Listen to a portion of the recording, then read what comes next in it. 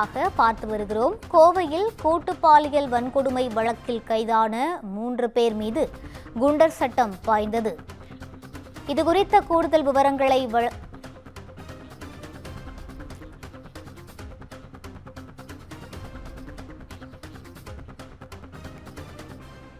கோவை பாலியல் வழக்கில் கைது செய்யப்பட்ட 3 பேர் மீது குண்டர் சட்டம் பாய்ந்துள்ளது. இதுகுறித்த கூடுதல் விவரங்களை வழங்குவதற்காக எமது செய்தியாளர் ஞானசேகரன் இணைப்பில் இருக்கிறார். வணக்கம் ஞானசேகரன், முழு விவரங்களை பதிவு செய்யலாம். வணக்கம் ரூபி. கோவை விமான நிலையம் அருகே கடந்த நவம்பர் 2ஆம் தேதி கல்லூரி மாணவி கூட்டு பாலியல் பலாத்காரம் செய்யப்பட்டார். இது தொடர்பாக சிவகங்கை மாவட்டத்தைச் சேர்ந்த அண்ணன் தம்பிகளான கருப்புசாமி என்ற சதீஷ், கார்த்திக் என்ற காளீஸ்வரன் மற்றும் கவசி என்ற குணா ஆகிய 3 பேரை போலீசார் கைதில் சுட்டுப் பிடித்தனர். கோவை பீளமேடு போலீசார் அவர்களை காலில் துப்பாக்கியால் சுட்டுப் பிடித்ததுடன் தற்பொழுது கோவை மத்திய சிறையில் அவர்கள் 3 பேரும் அடைக்கப்பட்டுள்ளனர். அவர்கள் மீது 50 பக்க குற்றப்பத்திரிகை நீதிமன்றத்தில் தாக்கல் செய்யப்பட்டுள்ளது. விரைவில் இந்த வழக்கு நீதிமன்றத்தில் விசாரணைக்கு தொடங்க உள்ளது.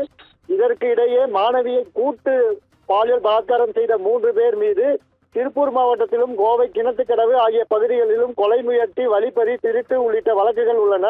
இந்த வழக்குகள் சிறைக்கு சென்று ஜாமீனில் விடுதலையான இவர்கள் கோவை இருகூர் பகுதியில் வாடகைக்கு வீடு எடுத்து தங்கியிருந்து வந்துள்ளனர்.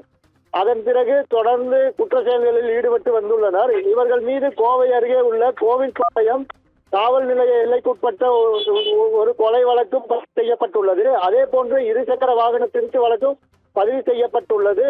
இந்நிலையில் தொடர் குற்றங்களில் ஈடுபட்டவர்கள் மீது போடப்படும் குண்டர் தடுப்பு சட்டம் தற்பொழுது இவர்கள் மீது பாய்ந்துள்ளது.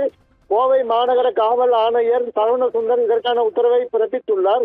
3 பேர் குண்டர் தடுப்பு சட்டத்தில் கைது செய்யப்பட்டதற்கான உத்தரவை கோவை மத்திய சிறையில் அடைக்கப்பட்டுள்ள அவர்களிடம் வழங்கப்பட்டுள்ளது குறிப்பிடத்தக்கது. ரூபி.